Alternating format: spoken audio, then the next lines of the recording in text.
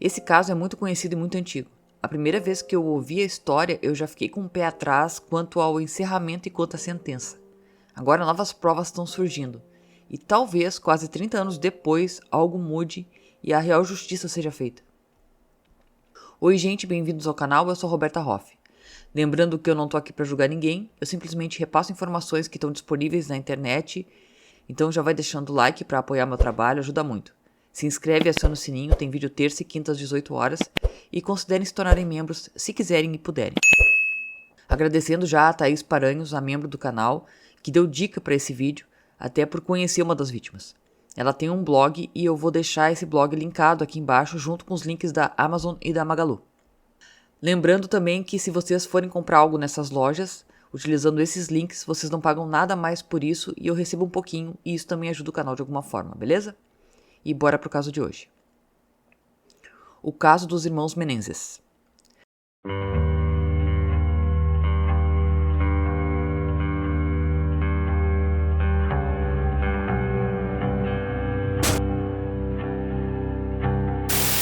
Os irmãos Menezes eram o Joseph Lyle Menezes, que nasceu no dia 10 de janeiro de 1968 em Nova York, e o Eric Galen Menezes, que nasceu no dia 27 de novembro de 1970 em Nova Jersey. Eles eram filhos de José Henrique Menendez e Mary Louise Kitty Anderson. O José Menendez nasceu no dia 6 de maio de 1944 em Havana, Cuba, em uma família de empresários e atletas de renome. A mãe dele era uma ex-campeã de natação e membro do Hall da Fama dos Esportes do país. E o pai era uma estrela do futebol que possuía uma empresa de contabilidade. Ele tinha duas irmãs mais velhas, a Terry e a Marta. Em Cuba, o José foi mimado pela mãe e desenvolveu uma reputação de encrenqueiro. Ele era o único menino, a mãe adorava e enfatizava o machismo e a imagem masculina, tanto que ele se tornou um pouco valentão. Ele se tornou um monstro para os pais, era difícil controlar ele. Com a Revolução Cubana para derrubar a ditadura de Zaldívar em 1959 e a subida do Fidel Castro ao poder, ele foi mandado para os Estados Unidos aos 15 anos. Parece que ele foi enviado para os Estados Unidos em busca de novas oportunidades, conforme foi relatado pelo Los Angeles Times. Mas tem um boato de que eles estivessem com medo do que pudesse acontecer com ele no novo regime e para escapar do clima político tumultuado. Então os pais ficaram em Cuba e mandaram ele para os Estados Unidos. Os pais ficaram em Cuba porque eles tinham muitos imóveis. O adolescente se estabeleceu na Pensilvânia, onde morava no sótão de um primo. Ele não sabia falar inglês, então ele trabalhou duro para aprender inglês e para manter as notas dele do ensino médio. Assim como a mãe, o José era um nadador proficiente e ganhou uma bolsa de estudos esportiva para a Southern Illinois University. Quando ele era calouro, ele conheceu uma veterana chamada Mary Louise Kitty Anderson. A Kitty era um pouquinho mais velha do que ele. Ela era muito bonita, inclusive ela já tinha participado de 2 concursos de beleza e ganhado os 2. Embora a família tenha se oposto, acreditando que o José era muito jovem, o jovem de 19 anos se casou com a Kitty em 1963. Assim que ela se formou na universidade, eles decidiram fugir juntos, então eles se mudaram para Nova York, onde a Kitty trabalhava em um restaurante e o José, para poder bancar a casa, estava trabalhando como lavador de pratos. Ele também quis entrar para uma nova universidade, a Queens College, e se formou em contabilidade para seguir a carreira do pai dele. Só que, no meio disso tudo, a Kitty engravidou do primeiro filho, o Lyle. A Kitty começou a trabalhar como professora. Ela, na verdade, queria ser atriz, apresentadora de televisão, mas parece que o José deu um ultimato nela, dizendo que ou ela ficava em casa, cuidando das crianças, ou ela ia embora. E ela decidiu ficar em casa. Depois de um tempo, eles acabaram saindo de Nova York porque a cidade era muito cara e caótica para viver. Então eles se mudaram para Nova Jersey. Logo, a Kitty engravidou do segundo filho, o Eric. Gente, eu tenho que pedir desculpas porque eu tô meio rouca, porque eu tô mal da garganta mesmo, tá? Mas eu tenho que fazer o vídeo porque senão o YouTube me sacaneia. Continuando com a história. A família morava em Hopewell Township e ambos os irmãos frequentavam a Princeton Day School. O José conseguiu seu primeiro emprego profissional na empresa de contabilidade Coopers & Lybrand. Um dos seus clientes, Linus Container Service, em Illinois, ficou tão impressionado com o trabalho dele que a empresa contratou para se tornar seu controlador. Em 3 anos, o José era presidente dessa empresa. Aos 35 anos, ele se tornou vice-presidente executivo de operações nos Estados Unidos da empresa de aluguel de carros Hertz. uma subsidiária da Corporação de Eletrônicos de Consumo, a RCA. Um ano depois, a RCA transferiu o José para a divisão de registros e ele acabou sendo nomeado diretor de operações. O José expandiu o catálogo de música latina da empresa e ajudou a contratar grupos notáveis, incluindo Duran Duran, Eurythmics e a boy band Menudo. O seu sucesso permitiu que ele mudasse a família de Nova Jersey para a Califórnia, primeiro para o subúrbio de Calabasas, em Los Angeles, e depois para Beverly Hills. Mas junto com a sua implacável motivação para ter sucesso, o Menendez tinha uma tendência a ostentar o seu poder e seu status. De acordo com a Times, o Lyle contou histórias de como o pai repreendia funcionários e maltratava garçons em restaurantes. Ele disse: "Eu herdei isso do meu pai. Eles estão aqui para me servir." O Lyle disse uma vez, justificando o próprio comportamento semelhante ao do pai.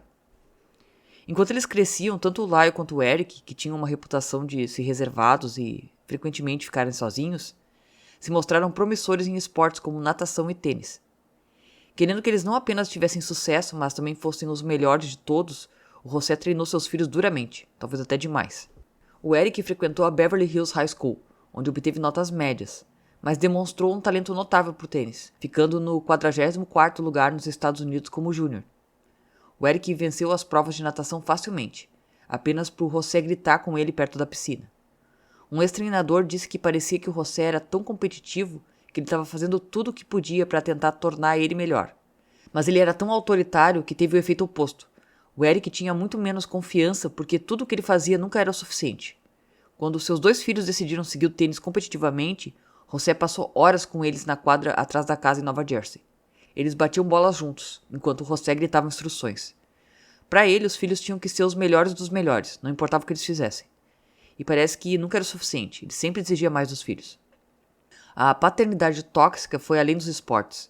José interveio quando o Lyle e o Eric foram presos em 2 assaltos após a mudança da família para a Califórnia. O Eric assumiu a culpa e recebeu liberdade condicional para que o Lyle ainda pudesse frequentar a Universidade de Princeton. Quando o Lyle foi acusado de plágio na escola da Ivy League e recebeu uma suspensão de 1 ano, o José insistiu que o filho mais velho ficasse em Nova Jersey para que ele não tivesse que admitir a ofensa que o Lyle fez para ninguém. José supostamente entrou em um conflito com Lyle por causa das suas namoradas também, levando a uma rixa entre eles. Na época do caso, o Lyle morava na casa de hóspedes da propriedade em vez de morar na casa da família. Embora estivesse claro que os irmãos guardavam um certo ressentimento em relação ao pai, ninguém previu o abuso horrível do qual eles acusariam José. O José foi crescendo na carreira. Depois da indústria musical, ele também entrou na cinematográfica e muita gente reclamava de trabalhar com ele. Diziam que ele era muito grosso e humilhava todo mundo. As pessoas tinham medo dele. Apesar de ele ser admirado por pessoas que estavam no mesmo nível de carreira que ele, as pessoas que trabalhavam abaixo dele tinham medo dele. Com a entrada na indústria cinematográfica, a família toda se mudou para Los Angeles. A empresa que ele começou a trabalhar se chamava Live Entertainment. E quando o José entrou, não era uma empresa que estava indo muito bem. Eles estavam devendo dinheiro. Mas só foi ele entrar e ele conseguiu reverter tudo e gerar lucro para a empresa. Ele realmente era um bom administrador. Ele fazia o que ele precisasse para se tornar bem-sucedido e para ganhar mais dinheiro. Ele chegou até o posto de CEO da Live Entertainment. Além dele ter essa reputação terrível entre os colegas de trabalho, ele também tinha uma reputação muito ruim entre as mulheres. O José tinha vários casos. Ele ficava com várias mulheres com quem ele trabalhava junto. E a Kitty desconfiava. Na verdade, eu acho que ela devia saber. Ele usava as viagens de trabalho onde ele dizia para ela que ela não podia ir com ele, mesmo que ela se programasse, que ela deixasse tudo pronto, porque ela tinha que cuidar dos filhos. Pelo que entendi, isso meio que fez a Kitty se ressentir dos filhos. Ela sempre teve que abdicar de tudo pelos filhos, enquanto o José só mandava nela. O José também tinha vergonha da família cubana dele.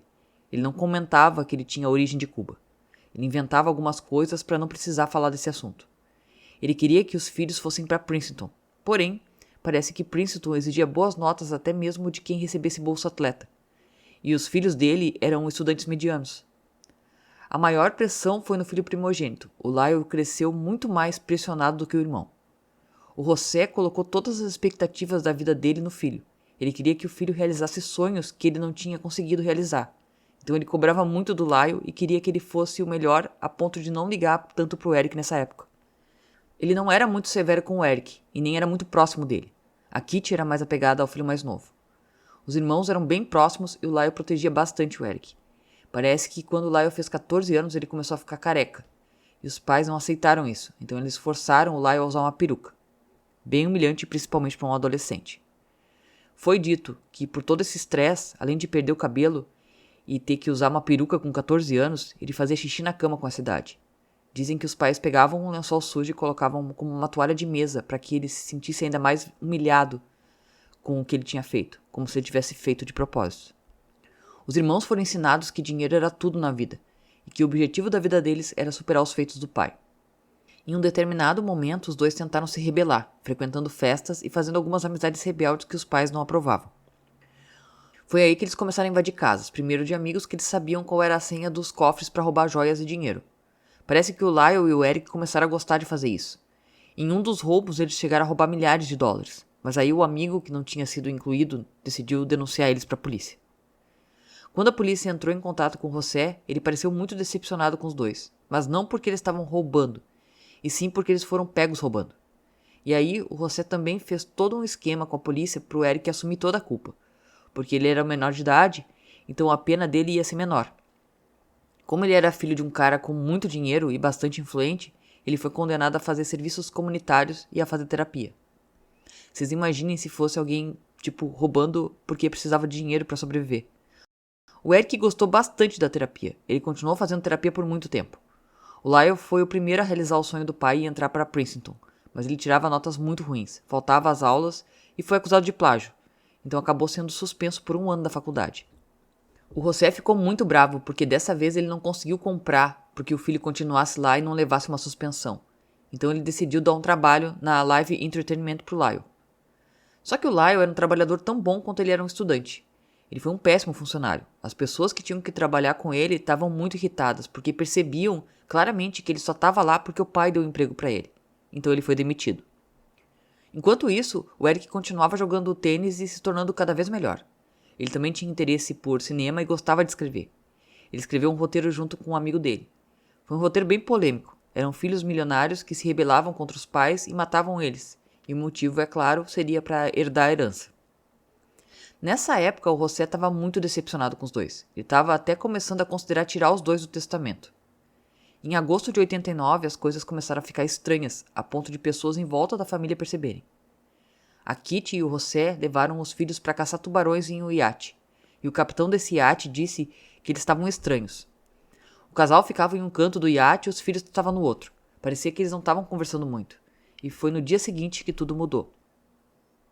O Eric e o Lyle decidiram sair de casa para ir no cinema. Eles foram assistir Batman. Enquanto isso, a Kitty e o José ficaram em casa também assistindo um filme em uma sala externa da casa. Por volta das 10 da noite, a casa foi invadida por 2 homens armados. O José e a Kitty ficaram muito apreensivos e chocados, mas eles nem tiveram tempo de reação. As balas já começaram a vir em direção a eles. O primeiro atirador deu um tiro com espingarda na nuca do José. O outro atirou na Kitty antes que ela conseguisse fugir, porque ela tinha conseguido pular o sofá e sair correndo para o corredor. A maioria dos primeiros tiros na Kitty foram nas pernas, fazendo com que os ossos dela quebrassem, mas ela não tinha morrido ainda.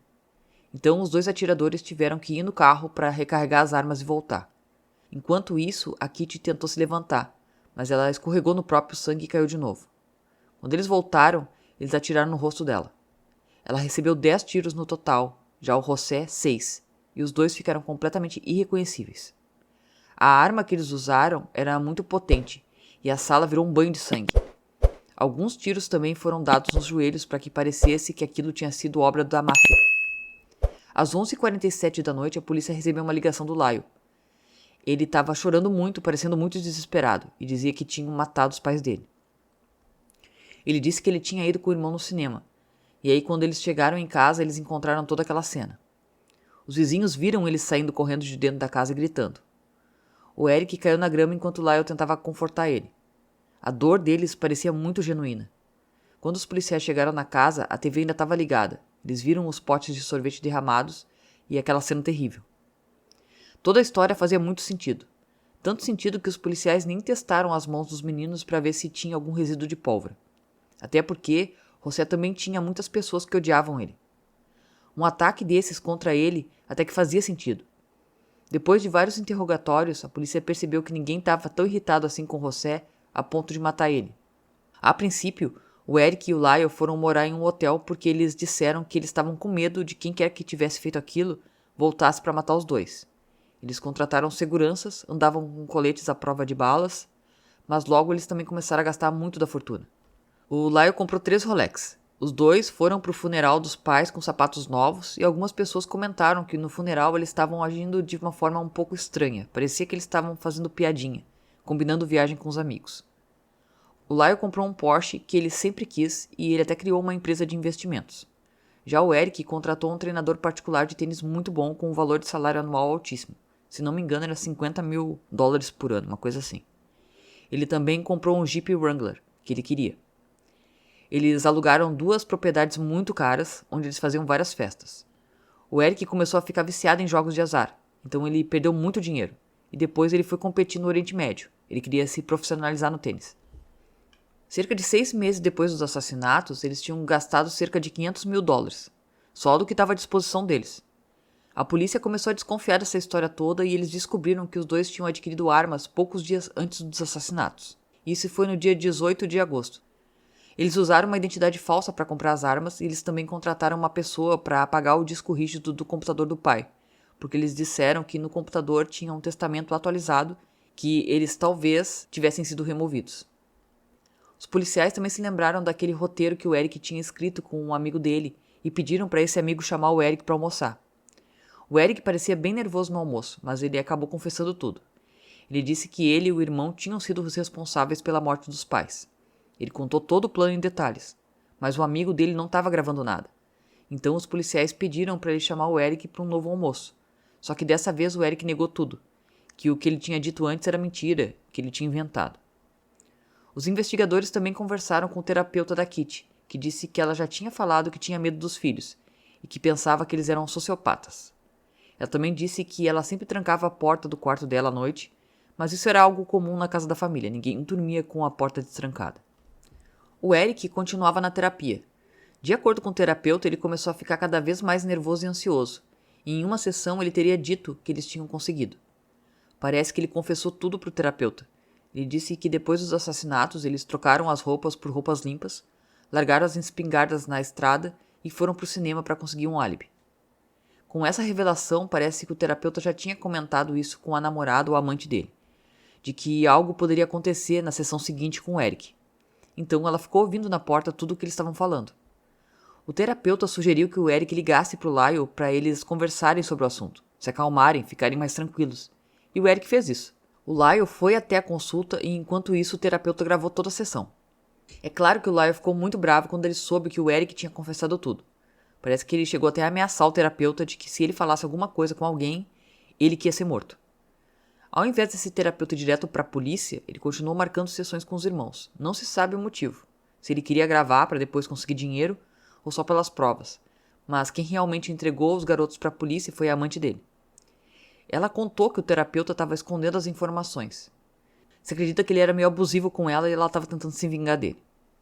Os policiais foram atrás das intimações para conseguir ouvir aquelas fitas gravadas, e 2 das 3 fitas foram autorizadas de serem usadas pela polícia. Porque como o Lyle teria ameaçado o terapeuta, isso quebrava a confiabilidade de médico e paciente. Os policiais só conseguiram ouvir as fitas quando o Eric já tinha ido para Israel para o torneio de tênis.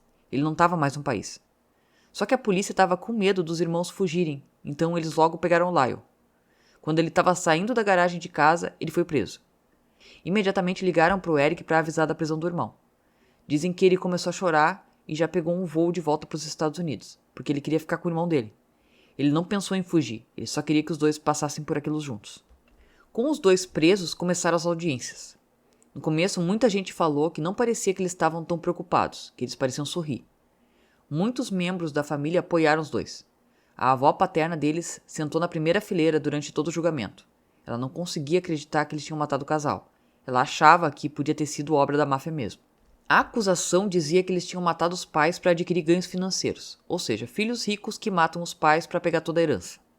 A princípio, os 2 se declararam inocentes. Como a acusação também tinha aquelas fitas com a confissão dos 2, não dava para eles negarem que eles tinham matado os pais. Isso ficou muito claro. A questão do julgamento seriam os motivos. A defesa focou na história de que a morte dos pais foi arquitetada depois dos dois viverem uma vida cheia de abusos físicos, psicológicos e sexuais. Os abusos vinham do pai, mas a mãe não fazia nada para impedir, mesmo sabendo do que acontecia. O julgamento começou em julho de 1993 e teve uma ampla cobertura da mídia. Foi um grande circo, estava todo mundo tratando como se fosse um reality show, e o público também se dividiu.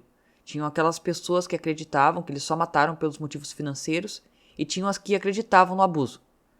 A mídia também colocou o Lyle como o irmão dominante, que teria manipulado o irmão mais novo para cometer o crime. Enquanto o julgamento acontecia, os dois estavam presos, e os outros presos na cadeia odiavam os dois. Eles tiveram que pagar por proteção. Na parte do julgamento que eles participam, eles deram depoimentos muito fortes. E agora eu tenho a obrigação de avisar que vai ter descrição de abuso. Eu até poderia marcar quando eles terminam, mas vai ter tanto mais coisa, então nem adianta muito. Daqui pra frente, a descrição do crime vai ser bem pesada. O primeiro a depor foi o Lyle. Foi perguntado se ele amava os pais, ele disse que sim. Perguntaram se ele matou os pais por dinheiro e ele respondeu que não. Ele já estava meio emocionado quando perguntaram para ele se ele matou os pais por vingança, pela forma como eles tratavam ele. Nessa hora ele disse um não bem baixinho. É perguntado então por que ele matou os pais e ele respondeu que foi por medo. Foi perguntado se ele tinha boas lembranças da infância dele, e ele respondeu que não. O Lyle começou a falar que ele sempre quis deixar o pai feliz, por isso que ele era tão focado em esportes. Ele fazia tudo para que o pai dele amasse ele. O primeiro esporte que ele fez foi natação, porque o pai dele queria ser nadador olímpico, então ele estava querendo que o filho também fosse. O Lyle disse que em alguns desses treinos de natação, o pai levava as coisas ao extremo. Ele queria fazer com que os pulmões do Lyle se expandissem mais, e na cabeça dele, para fazer isso, ele quase afogava a criança. Ele colocava a cabeça do filho embaixo d'água e ficava segurando até quando ele achava que o Lyle não estava mais aguentando, ficar sem respirar, para que ele forçasse ainda mais o limite dele. O Lyle disse muitas vezes que ele ficava com náuseas e acabava vomitando. Ele chorava e implorava para o pai parar, só que o pai não parava. Às vezes ele dava algumas pausas de uns 30 segundos e voltava a fazer aquilo tudo de novo. Ele disse que muitas vezes pedia para a mãe dele para não ir para o treino, mas a mãe dizia que ele tinha que ir. Ela até ameaçava contar para o José que ele não estava querendo ir.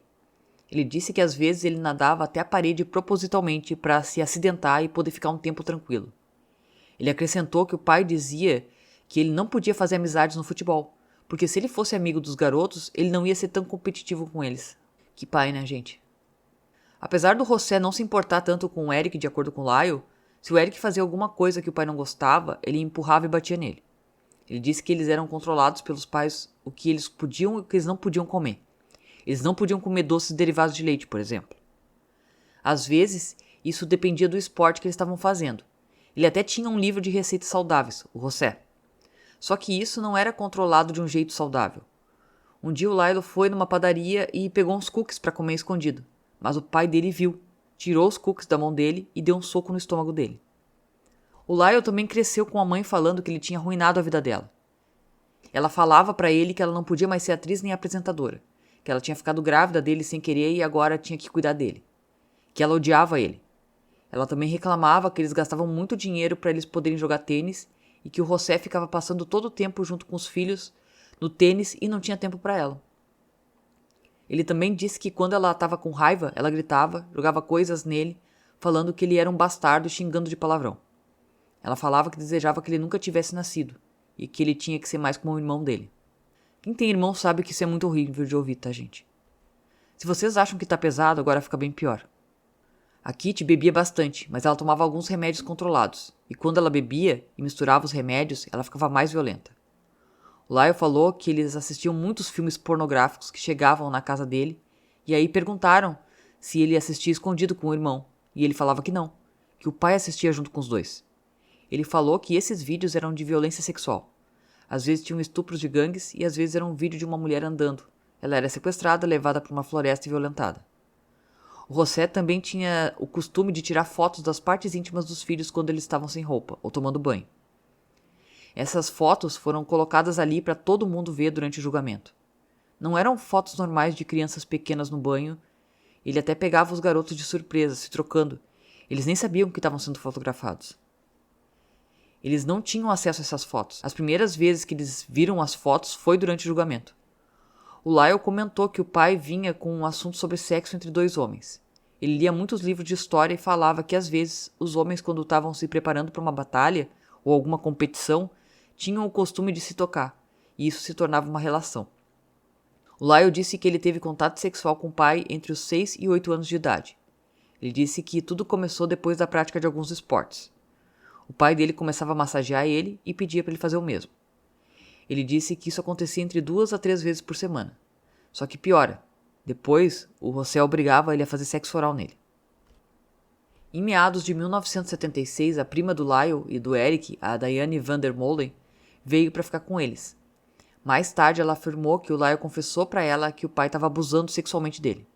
A Diane alegou ter contado a Kitty o que o Lyle havia dito, mas também alegou que a Kitty ficou do lado do marido e disse que o Lyle estava mentindo. A Diane lembra que depois a Kitty colocou o Lyle no andar de cima e essa foi a última vez que a Diane ouviu falar dessa alegação. Um dia o Lyle disse que foi contar para a mãe o que estava acontecendo e a Kitty falou que ele estava exagerando, que o pai precisava punir ele se ele fizesse alguma coisa errada. Perguntaram para ele no julgamento por que ele nunca contou para ninguém e ele falou que ele tinha medo. O pai sempre falava que era um segredo dos dois e que coisas ruins iriam acontecer se ele contasse. Ele não contou nem mesmo pro Eric que ele estava passando por aquilo. Eu não sei vocês, mas é meio óbvio que o medo que ele tinha do pai permitia que ele continuasse a ser abusado. Imagina uma criança de 6 anos passando por isso.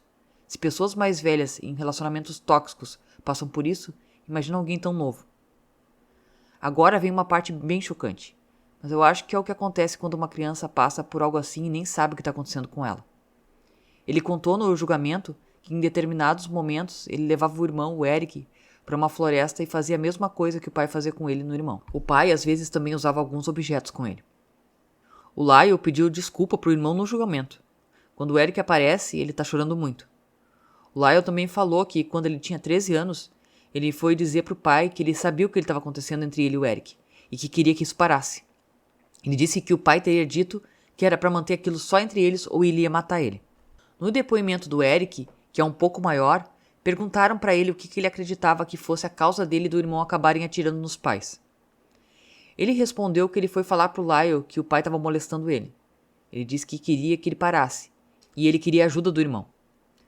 O Eric disse que começou a ser molestado quando ele tinha 6 anos e aquilo durou 12 anos. O Eric até dá nomes diferentes para os incidentes sexuais que ele tinha com o pai. Às vezes era só uma relação sexual, às vezes era mais violento, às vezes era sexo oral. E ele fala que ele esperava que aquilo acabasse quando ele fosse para a universidade. Parecia que a Kitty também estava bem ansiosa para os filhos saírem de casa, porque daí ela finalmente ia poder ficar mais livre e ficaria mais tempo com o marido. A ideia do Eric era ir para a Universidade de Los Angeles e ficar morando no dormitório da faculdade para não morar na casa. Então essa ia ser a escapatória dele. Ele não ia mais estar junto do pai e não ia ter mais a brecha para ser molestado por ele. O problema é que o pai dele já tinha falado que ele não ia morar no dormitório, que ele queria que ele ficasse morando em casa. Quando José falou isso para ele, ele disse que ele considerou tirar a própria vida. Ele disse que viu que ele não tinha alternativa. Ele contou pro Lyle da situação toda. Até então os irmãos não se conversavam tanto sobre esses abusos. Era tudo meio nebuloso. Um ignorava o abuso do outro. Eles tinham medo de contar, só que aí o Lyle ficou muito irritado. Ele disse que ia levar o irmão para morar com ele em Princeton ou os dois iam morar juntos na Universidade de Los Angeles, mas que eles não iam ficar naquela casa. Naquele mês de agosto de 89, várias brigas aconteceram na casa. Depois de uma dessas brigas, o Eric estava chorando no quarto e a Kitty teria entrado meio embriagada, perguntando para ele o que tinha acontecido e ele falou: "Ah, nada que você fosse entender." E ela respondeu que ela sabia muito mais do que ele pensava, que ela não era burra e que ela parecia bem sarcástica quando falou nisso. Ela falou que ela nunca teve ajuda, então por que ela deveria ajudar eles? Provavelmente ele abusava da esposa também, e que ele era violento com ela. O estranho é ela não querer proteger os próprios filhos disso. Mas aí entra a mágoa que ela tem de ter engravidado e abandonado os sonhos dela. Mas não por causa dos filhos, e sim por causa do marido. Foi ele quem obrigou ela a ficar em casa. E foi isso que ela não enxergou. Bom, o Eric contou sobre essa briga pro irmão e aí os dois começaram a ficar muito preocupados de que o pai ia matar eles. O Lyle tinha acabado de dizer que era pra aquela coisa parar, senão eles iam contar pra todo mundo. Só que o José nunca poderia deixar que aquilo vazasse. E aí, de acordo com o depoimento do Eric, eles pensaram em várias opções. Uma delas era sair de casa.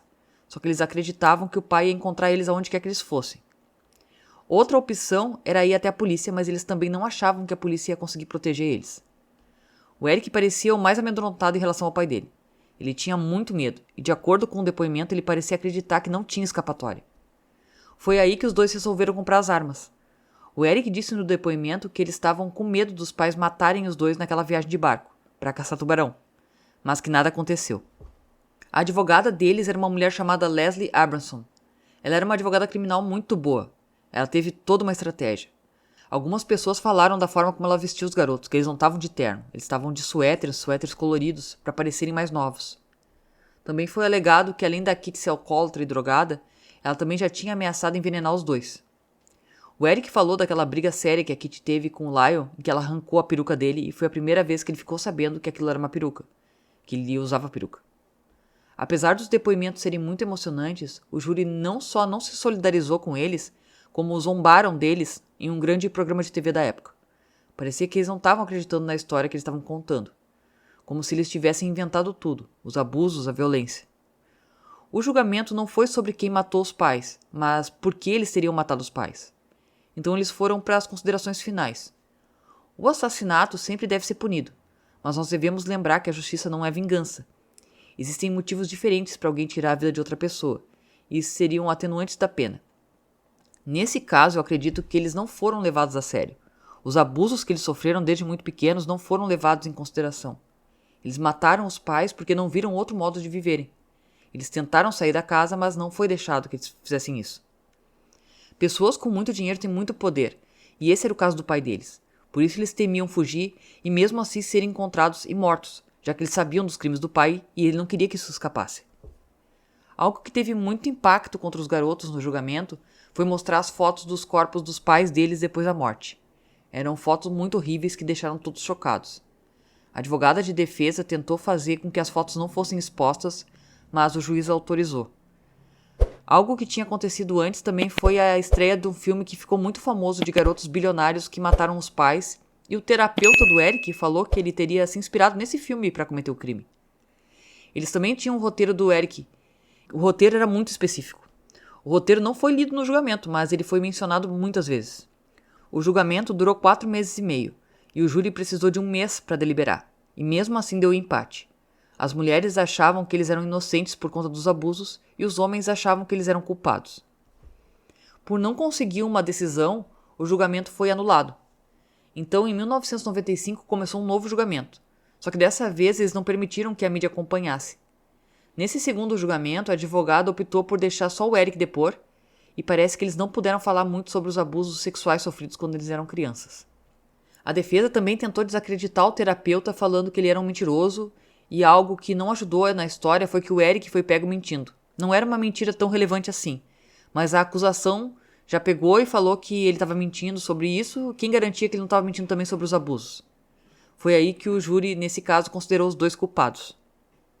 Para terem uma ideia, foi dito no julgamento de 1996 que eles não poderiam ter sido abusados pelo pai porque eles não eram mulheres e eles não tinham o material necessário para serem abusados. Sim, isso aconteceu e as pessoas pensavam assim. Eles foram condenados à prisão perpétua sem possibilidade de liberdade condicional. Os dois entraram com um pedido para pelo menos eles serem colocados na mesma prisão, o que foi negado. Eles passaram mais de 20 anos separados, só se comunicando por cartas. Eles até se casaram dentro da prisão. Além deles não poderem ficar juntos, eles também eram presos de segurança máxima, então nem contato com os outros presos eles tinham direito. Foi só em 2018 que os dois foram transferidos para a mesma prisão. O encontro dos dois foi bem emocionante e eles só ficaram abraçados por vários minutos, chorando sem parar. Com o TikTok, esse caso ficou ainda mais polêmico. Tem várias edições dos depoimentos dos irmãos chorando. A grande maioria das pessoas acredita hoje que eles já deveriam ter sido soltos, que não é justo eles ficarem em prisão perpétua. As pessoas acreditam nos abusos do pai, e só uma pequena minoria acredita que a motivação foi financeira. Uma nova onda de atenção gerada principalmente por uma nova série criada por Ryan Murphy atraiu os holofotes de volta para os irmãos nas últimas semanas. O promotor distrital George Gascon disse que seu escritório recebeu muitas ligações desde a série. A série que ele está falando é Monstros, a história de Lyle e Eric Menendez, que está na Netflix. Em uma declaração compartilhada pela esposa, a Tammy Menendez, o Ellis criticou Murphy e a série dizendo que estava cheia de mentiras descaradas sobre ele e sobre o irmão. O Eric disse: "É com o coração pesado que digo. Acredito que Ryan Murphy não pode ser tão ingênuo ou impreciso sobre os fatos das nossas vidas para fazer isso sem má intenção. Então agora o Murphy molda sua narrativa horrível por meio de representações vis e terríveis de personagens de Lyle e de mim em calúnias desanimadoras. Ele disse isso porque o documentário disse que ele e o irmão tinham uma relação incestuosa." Poucos dias depois, a Tammy divulgou outra declaração assinada por 24 membros da família Menendez, condenando Monstros como um pesadelo episódico em série fóbico, grosseiro, anacrônico e um drama de choque grotesco. Desde então, o Murphy disse que não acredita realmente que os irmãos tenham mantido um relacionamento incestuoso, mas ele defendeu repetidamente a opinião dele sobre a história. O Murphy disse que os irmãos Menendez deveriam enviar flores para ele, que eles não recebiam tanta atenção fazia quase 30 anos. A série não chamou a atenção não só dos Estados Unidos, mas de todo mundo. Há uma espécie de manifestação de interesse na vida deles no caso. Ele disse que sabe que muitas pessoas se ofereceram para ajudar eles por causa do interesse no programa e do que eles fizeram na série. O Gascon também reconheceu que as opiniões da sociedade sobre a agressão sexual no mundo pós-Me Too, que foi um movimento contra a agressão e assédio sexual que aconteceu em 2017, mudaram o suficiente para que, se caso os irmãos fossem julgados novamente, seria sem dúvida tratado com um nível maior de sensibilidade. Sentados na prisão, os irmãos estão cientes disso. O Lyle disse que pela primeira vez ele sente que é uma conversa onde as pessoas agora podem compreender e acreditar. Ele disse isso em um próximo documentário da Netflix sobre o caso. Esse documentário, Os Irmãos Menendez, saiu no dia 7 de outubro de 2024. O principal promotor do condado de Los Angeles anunciou no dia 3 de outubro de 2024, quinta-feira, que o seu escritório estava analisando novas evidências do caso que poderia levar a um novo julgamento, ou nova sentença para os irmãos que foram condenados pelo crime de 1989. George Gaston disse em entrevista coletiva que seu escritório recebeu evidências de que os irmãos foram molestados sexualmente pelo pai, José Menendez, um ex-alto executivo da RCA Information. A evidência consiste em uma carta recém-descoberta que um dos irmãos enviou a um parente meses antes dos assassinatos, descrevendo o suposto abuso sexual do pai, bem como alegações de um ex-membro de uma boy band que alegou em uma série de documentos entregues em 2022 que o José drogou e estuprou ele quando ele era adolescente na década de 1980. José Menendez era empresário da indústria da música e, por sua origem cubana, trabalhou especificamente com artistas latinos nos Estados Unidos. Dentre eles, o Menudo. O grupo de garotos assinou um contrato multimilionário com a RCA Records no início dos anos 80. E na época o José tinha um cargo importante na gravadora. Um jornalista e documentarista que sempre acompanhou o caso desde o início, Robert Hand, sempre disse que isso não era tudo, que a história não tinha acabado. A carta escrita pelo Eric ao primo Andy Hanno foi descoberta por ele, que pesquisava o caso dos irmãos. No ano passado, o cantor Roy Rosselló, eu não sei falar espanhol, então desculpa se eu falei o nome dele errado, um dos mais populares membros do Menudo, revelou no documentário desse jornalista chamado Menendez plus Menudo, Boys Betrayal, que ele foi drogado e abusado pelo José Menendez quando ele tinha 14 anos. Segundo Roy, o abuso sexual ocorreu quando ele foi na casa da família Menendez em Nova Jersey. O Roy disse que o José deu para ele uma taça de vinho com alguma droga que deixou ele consciente, acordado, mas sem controle sobre o corpo. Depois de drogado, ele foi abusado pelo José. Após o abuso, um contrato de $30 milhões foi fechado. O criador e empresário do Menudo, o Edgardo Dias, não apenas sabia do estupro, como foi ele quem ofereceu o Roy para o José Menendez, segundo o cantor.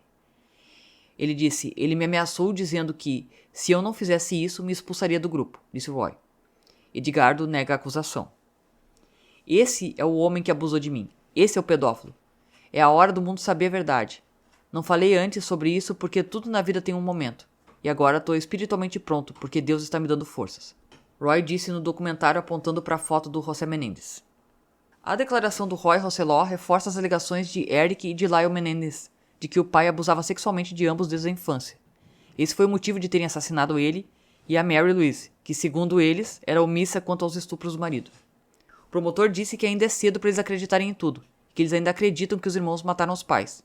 O que está sendo discutido é que, se em um novo julgamento, eles receberiam prisão perpétua sem condicional, levando em conta as novas provas que surgiram e como a sociedade evoluiu de lá para cá. Ele disse que tinha a obrigação moral e ética de revisar o que foi apresentado. O anúncio ocorreu poucos dias depois da Thalia Menendez, filha do Eric, ter dito em um Instagram que a família esperava que o Ministério Público tomasse uma decisão sobre a última petição de liberdade dos irmãos, apresentada em maio passado. Os Menendez estão atrás das grades há quase 30 anos.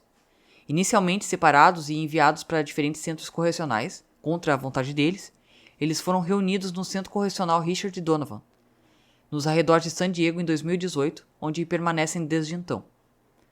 Tanto a carta quanto as alegações feitas pelo ex-menudo, o Roy Rosselló, foram incluídas no pedido de habeas corpus dos irmãos.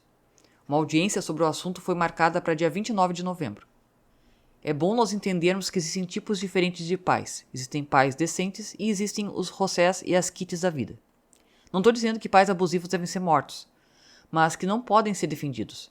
Essas crianças só não foram retiradas deles porque eles tinham muito dinheiro, e possivelmente a polícia e a justiça não faria nada para apoiar os garotos, nem quando eles eram adultos, porque o pai tinha muito dinheiro, e como a gente viu com o caso do Puff Daddy, do P. Diddy, dinheiro é poder. Lembrando que essa é a minha opinião, vocês podem deixar suas opiniões aqui, só sejam educados, por favor. Bom, gente, esse foi o caso de hoje. Comentem o que vocês acharam, se vocês já conheciam a história. Obrigada por terem visto o vídeo até aqui. Caso não seja inscrito, se inscreva. Acione o sininho para receber as notificações de novos vídeos. Deixe um like no vídeo, não custa nada e ajuda muito. Compartilhe se conhece alguém que gosta desse tipo de conteúdo. E lembre-se, se cuidem, fiquem bem e beijos.